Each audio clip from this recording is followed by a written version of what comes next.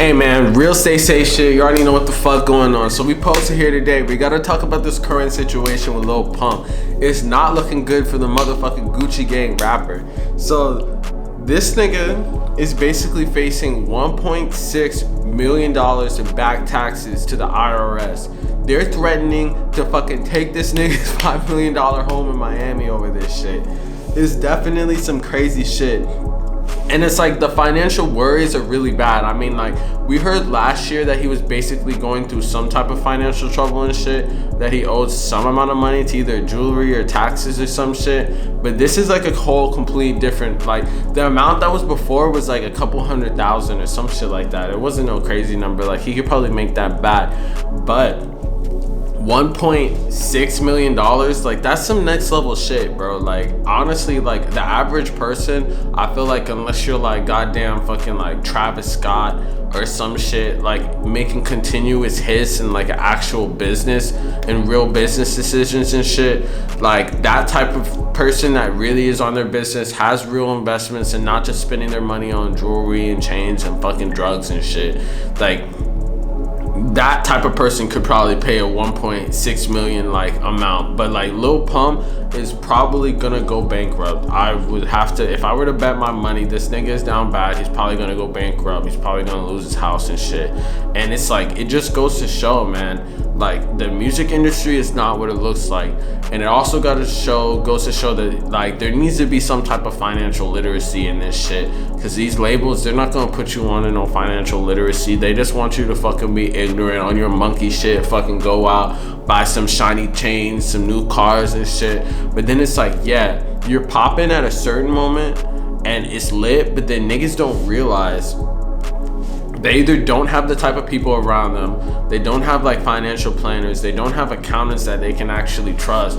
They probably are doing their taxes their damn self or some shit like that on TurboTax or something. I mean, TurboTax is pretty good, but this nigga, I don't know, he just probably wasn't paying taxes or wasn't thinking about it. But this is all from 2018.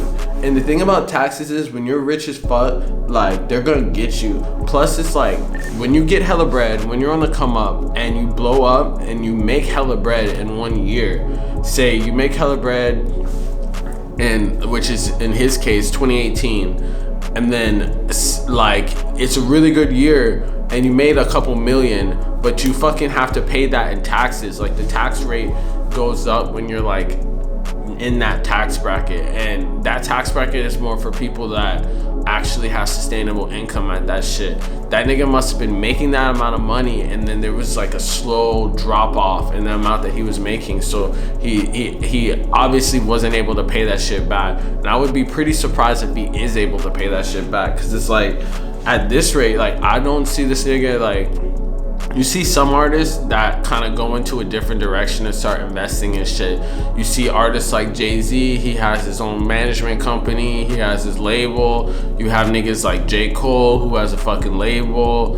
You have niggas like those type of niggas that kind of move in a direction that realize the music not gonna be hitting forever. And those niggas music be lasting a while, but like they kind of have thought in the future that the music is not going to be forever. There's going to be a period where you're going to fall off, and it's all natural because rap is like it's like ever changing, especially now with social media and everything. Like there's always going to be new niggas, there's always going to be new styles. The same style's not going to last forever. People get tired of that shit, people grow up. It's like that J. Cole song, like your fans stop coming as much because people start growing up. They don't want to hear that ignorant shit anymore because like I don't know, they're fucking old now. Like all the niggas that were original young Lil Pump fans were like fucking like 16, 17 when that shit came out. Now they're like 20 something, probably fucking like working and shit, don't really want to hear fucking Lil Pump like screaming. Like his shit, he definitely fell off,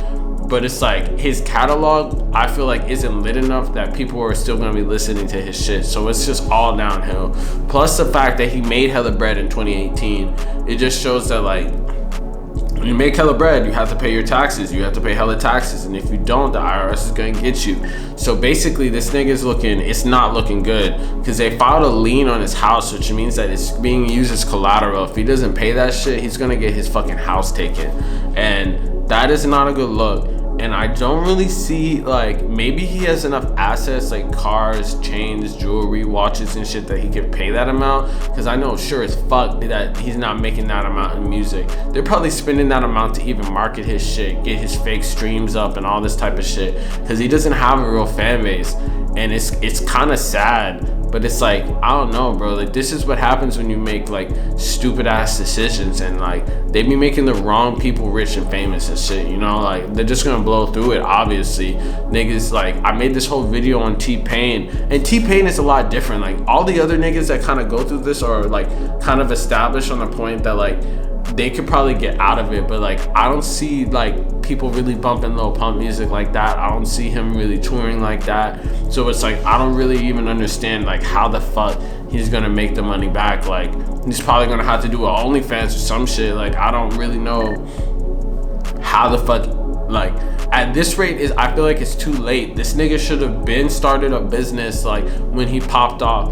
That would have been the smart route. Like, start a business when you first pop off, fucking like keep pushing that shit, and then by the time that it's now, he probably would have been like even more rich or some shit. But it's like he's not relevant anymore.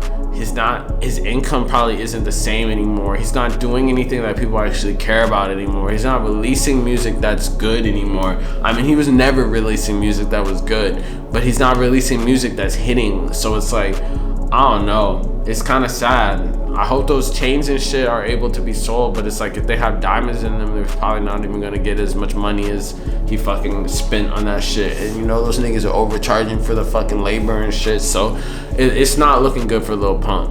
Like, I'm like, it's kind of sad. Like, maybe his lawyers can figure something out, but it's like, if this nigga at the time that he was like doing this at his height was not able to fucking pay taxes and didn't have his shit together, I don't know what makes him think that he's gonna get his shit together when he's fucking in a $1.6 million in debt. Like, he better figure some other shit out. And it's like, the way that his music is going, the labels are probably not even gonna invest in him, and it's like, I feel like this nigga's career is effectively over.